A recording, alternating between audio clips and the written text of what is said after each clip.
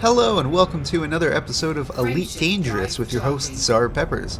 It took me a long time to get here, but I have finally reached the Orion Nebula, around 1500 light years away from the Sol system. Although as far as I have come, it's still nothing compared to the journey it would take to get all the way across the Milky Way galaxy.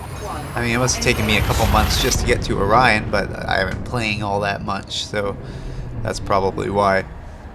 This is the last stop on my latest big exploration journey, and after this I'll begin making my way back to civilized space for the release of Horizons. It sure will be good to see an actual station or, an actual other player again.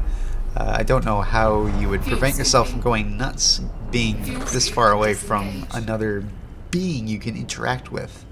Although I think they have virtual reality in the Elite Dangerous universe, so that's probably how they survive out here. So here's just a quick look at the map to see where we are right now. We are in the star cluster, not quite in the nebula yet, but in a portion of the star cluster that is part of it. Tons of little stars around here, although all very young stars, really no advanced form planets, just basic young systems. And now we're going to start making our way into the cluster and get into the nebula itself. Now, of course, we're out here to explore new planets, and this is just one of the interesting planets that I found out here. Obviously, a spectacular view of the Orion Nebula. It's not just the Orion Nebula, I suppose it's nebulae, because you have the Orion Nebula, the Running Man Nebula, the Horsehead Nebula is also nearby as well as the Barnard's Loop, which you can just see in the background to the right of the Orion Nebula. And before we get into the thick of the nerdiness for the Orion Nebula, I want to show you this massive star I found.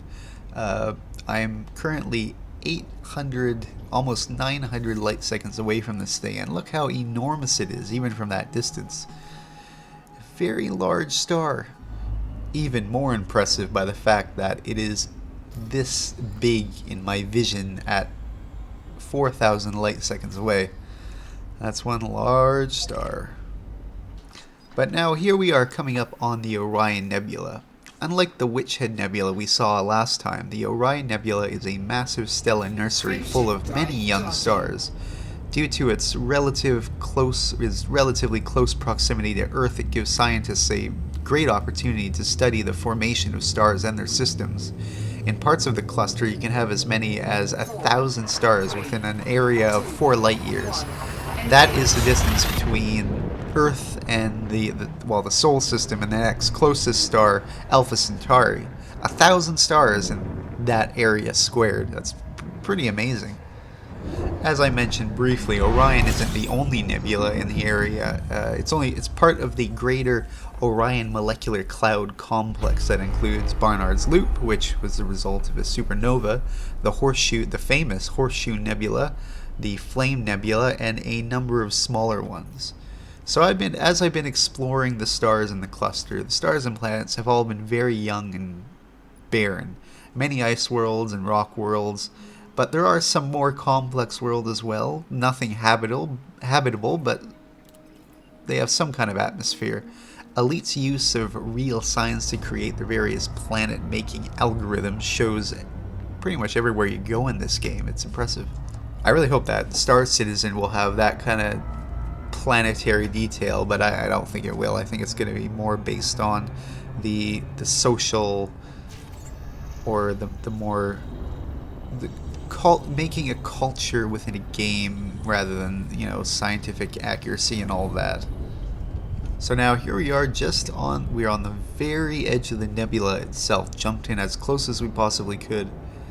So we can see that huge red colored nebula on our left, and to our right is open space, and you can see the plane of the Milky Way galaxy. But after all this time and maybe a little more exploring planets around here to collect some data, it's time to head back to civilized space, and I'm sure I'll make a killing off of all the scientific data I've gathered over the past few months. I was looking at the map the other day, and there are some inhabited systems that are pretty damn far away from civilized space. I think it'd be cool to check one out. Plus, probably not as risky with all that valuable science data. My next exploration mission, I'll have to take advantage of these planetary landings that are coming in Horizon. With the low value of the Canadian dollar right now, I bet the price is going to be pretty insane to get it though. I think I paid over 70 bucks for Elite in the first place. I think Horizon will be around the same. But, you know, shut up and take my money. All that. I wonder if I'll even make it back before the release of Horizon. It's going to be a long journey. It can be tough too. If you ever come out this way, you have to be careful in some areas because there are only a few stars you can refuel at. Another problem I had was just finding a route to take to get to Orion. The stars aren't very dense in that area, in the area leading up to it. So unless you have a really good frame shift drive, you're going to have to take these crazy roundabout ways to get there. And I'm sure it's going to be much the same story for the route back. But that's all for now, and now it's just time to start jumping back. And I'll probably make a video of my first encounter with a station when I get back, because that'll be a pretty big moment for me. It's been a long time since I've seen one. So I suppose until then I'll return to the inky blackness of space, the isolation, all that jazz. And until next time, good night.